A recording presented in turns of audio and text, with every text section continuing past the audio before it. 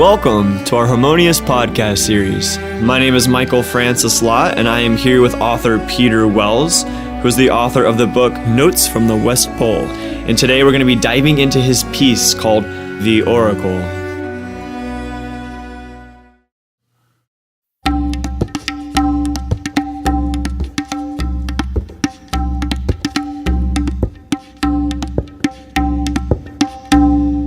Let us go then, you and I, on a journey within ourselves. And let us start with a purpose, to consult the living soul within us, to uncover the secret of this life. The journey begins in our mind, our sense of thought, of word and number, thinking in a labyrinth of opposites, debating choices in hope and fear. Here on the screen of our mind is all that we have learned. And there in the corner is the trash, everything we've discarded. How do we get out from the mind? How do we stop thinking? Can we stop thinking? The journey within requires that we locate the escape from the mind by an exit hidden in the pile of trash. The trash is a place of confusion and denial, and now we enter it because the only way out from the mind is through the trash. There are rejected monsters here, voices afraid to speak, voices holding the keys to the labyrinth who must hear the magical words to let us out. Forgiveness, beloved.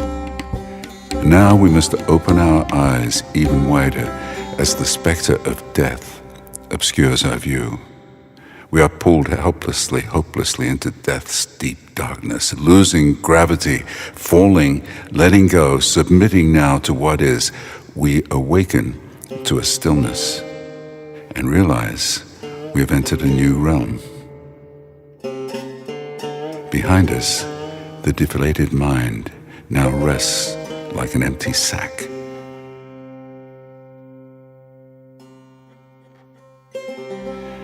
Now there are voices to be heard amid the music, as if on a river flowing endlessly. Emotions arise, passions surge, cannot be stopped, must be expressed. The voices lead us on. Love is here, and joy, and sadness, and great beauty. Now we rest within the pulse of the earth. Echoes from the center of the being move us on and on, alive in the moment to the beat of the drummer.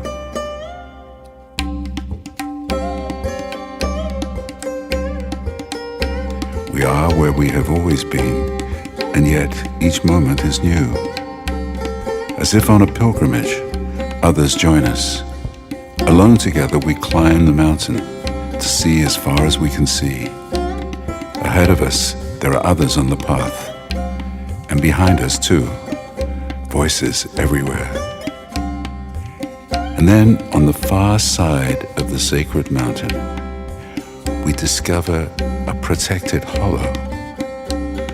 And there before us, in a cloud of swirling mist, is the oracle herself.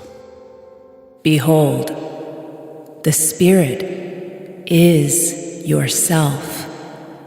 Search no further. What you seek to find, you have already. It is within you. Choose your work and do it. As I left her presence, I felt the curve of the earth all around us. And here we are, high above it all. The society of man battles in the distance. Soon we will continue down the path, back to where we are recognized and loved, to do the chosen work. There is a divine thing within us, beyond words, which moves us now and evermore.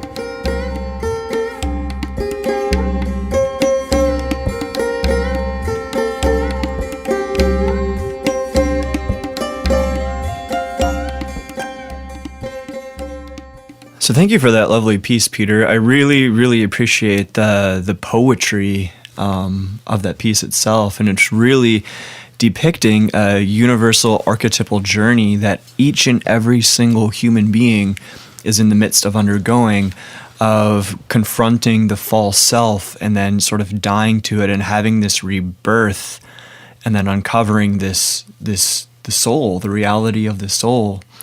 And one of the things that really kind of got to me in this piece is you said that in the mind there was all this trash, and then beyond the trash one had to confront death. And then in doing that, they were sort of reborn.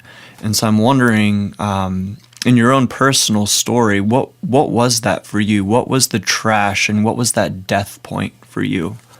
Well, I would say it was the acceptance of the trash that moved me along. In other words, there's nothing to be denied. Everything is included. We've been taught denials, and we've talked about that in the past, but those denials are really of ourself. And the freedom that the oracle is pointing out is that we're not in search of something that is outside of us. Mm-hmm. We're in search of something that is absolutely functioning within. And the acceptance of that allows our journey to be whole, allows us to be in the oneness rather than in the duality of one condition over another, whether it's, as we said, good and evil, or friend and enemy, or success and failure. So these dualities, these opinions that cook within us about ourselves are not really helpful.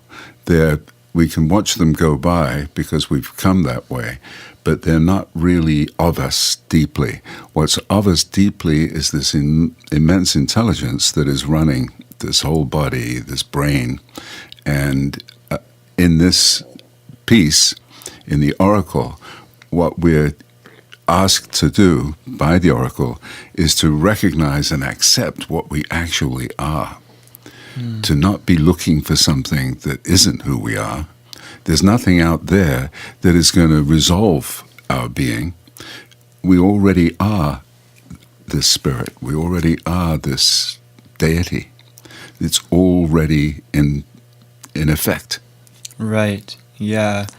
And this piece really depicts the journey from not understanding that to this renewed understanding of the self. So going back to this part where you speak about, going into the mind and finding this trash, was the trash these aspects of yourself that you had rejected or denied, like all the rejected aspects of who you were? Not of who I am, but of what I might put on, or what I might wear, or what I might believe in. Interesting. That the belief and the structure of a teaching is in the way, really, of the open mind. The open mind is already in touch with the soul, which is the whole being, which includes what we understand and what we don't understand, includes our conscious and our unconscious being.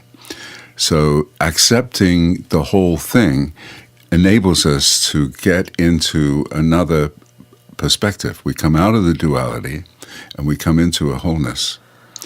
And that wholeness enables the revelation from within, what we already are. We don't have to seek it. It's already with us. Right. I guess the thing that I'm interested in with this is, because that's all very true, like we are all connected to this wholeness, and that is the truth of who we are.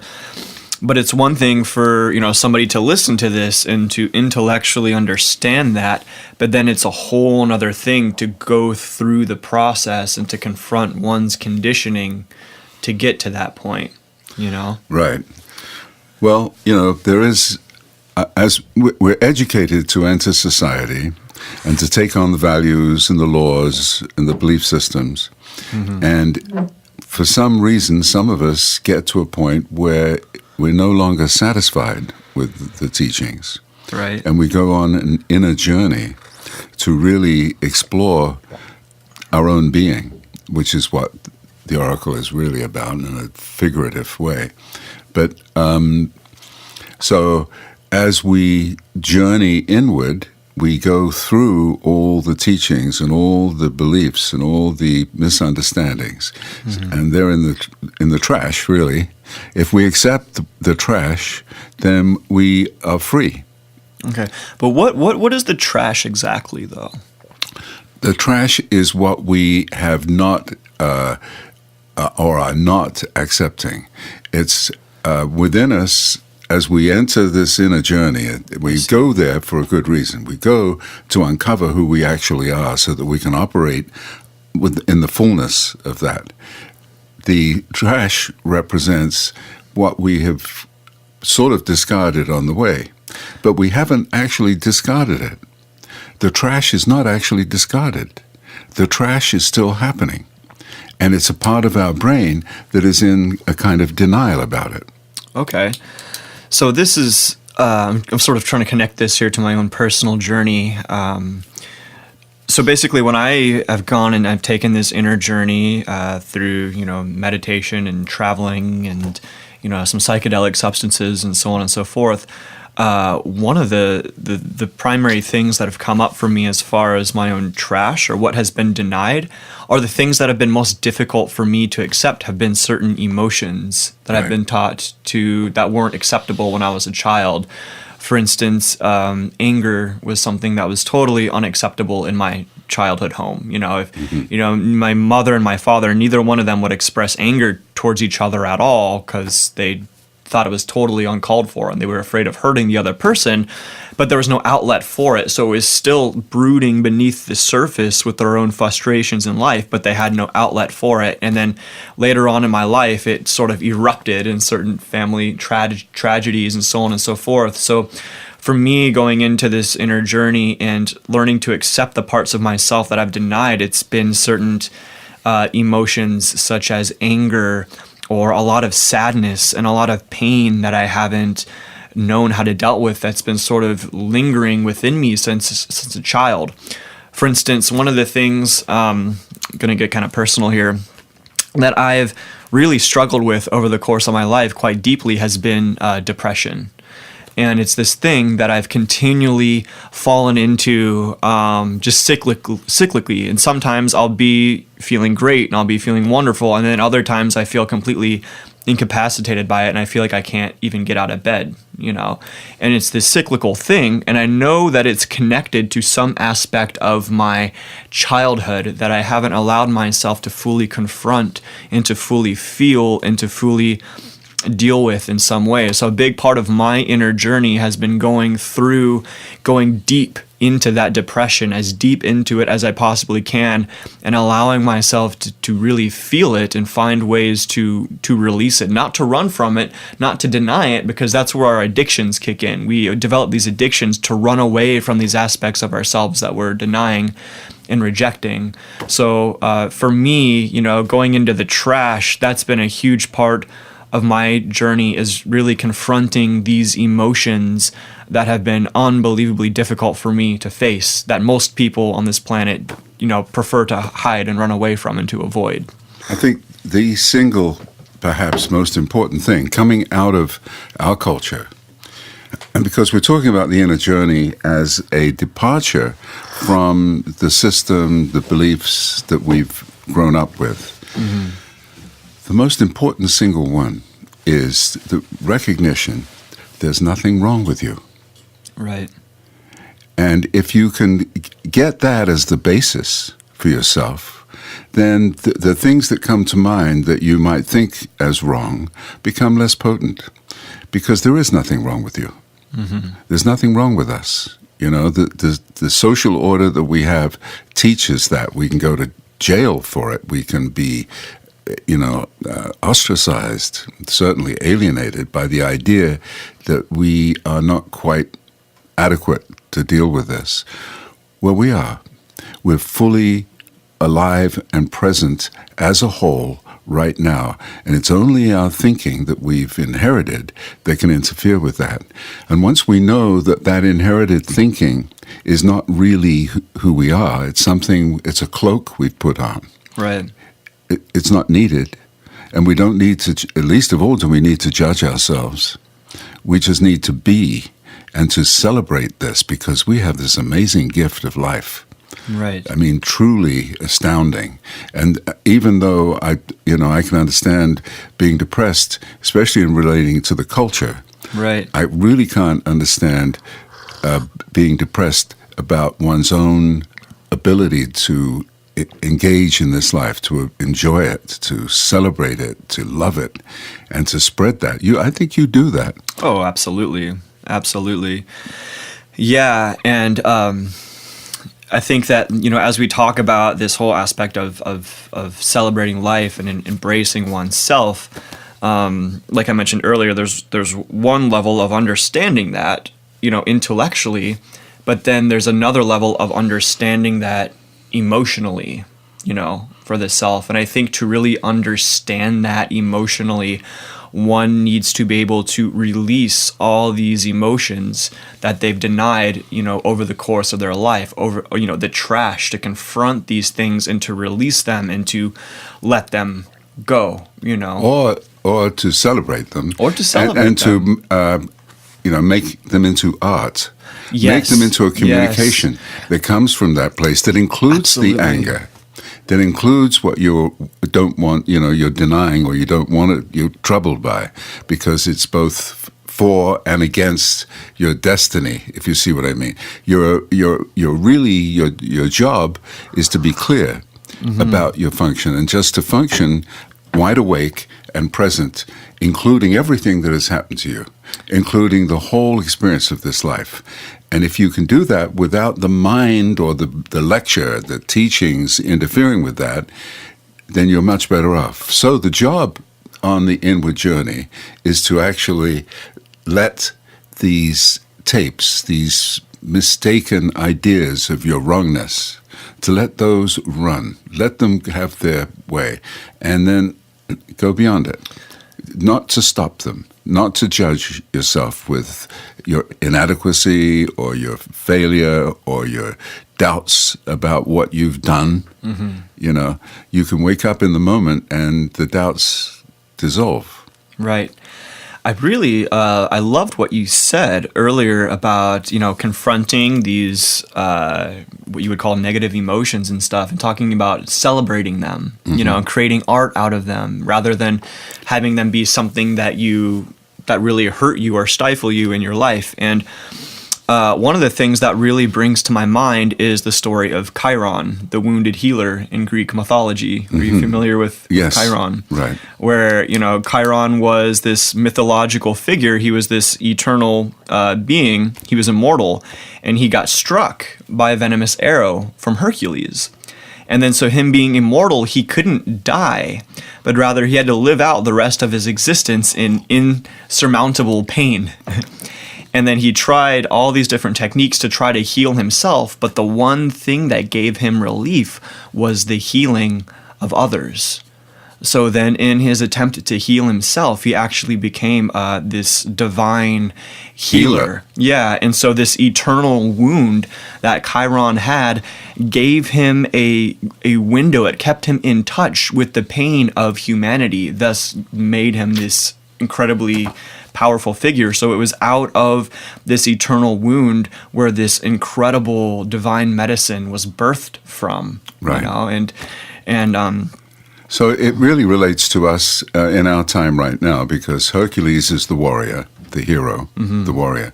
And we're talking about what happens with Chiron is he passes beyond that. He absorbs the wound, and he takes the past and moves forward with it. Right, and he uses it as an element of his giving back to humanity. It's something that fuels him, that empowers him to actually be of service, not something that necessarily exactly limits him. Our suffering, our early sorrows lead us towards our destiny and our, salvation, if you want to call it that. Right. But the freedom within that enables us to just be who we are and love it. Right. Yes, absolutely. And it's kind of interesting. The French word blessure, Blessure, actually means wound, which is very sort of an interesting synchronistic correlation to that. So, Right. Yeah. I think just to sum up this thing, I think we're coming from a way and an age of duality, of one side against the other, and of one value opposing or dominating another. And we're now embracing, or in the path to embrace, the whole thing. And to have the divisions come into a new focus, not one side over the other, but these two possibilities, these two realities are one. Right. So basically what we're really talking about here is just radical acceptance of the self, of the whole self. Yes. Everything that we've been taught to deny over the course of our lives. Yep. But also there are the experience of this self that have gone through, suffering. And so that suffering is sometimes brought forth in the being to be revived. Yeah, to be a spark for a greater life, a greater gift for. Yeah, or it might not seem like the that world. all the time. It might seem like it's just pure suffering. Right. And you can't get out of that. You can, but for the time being, you feel like you can't. But that's the system. The system that we've inherited is a system of one side against the other, of a dualism, of an opposition, of life being actually two forces rather than one. And we're moving out of that. We're taking our bodies further along the path, our being, our brain. Right. And we're not wanting to be divisive or divided. What we want is to heal, to make the divided thing whole, and to enable our own wholeness to be manifest. Right. Yeah, absolutely. Cool. Well, thank you so much, Peter Wells. Thank you, Michael Lott. This lovely piece. I really enjoyed this today. Thank you. Okay. So, till next time, guys, have a beautiful week, and we'll see you next time.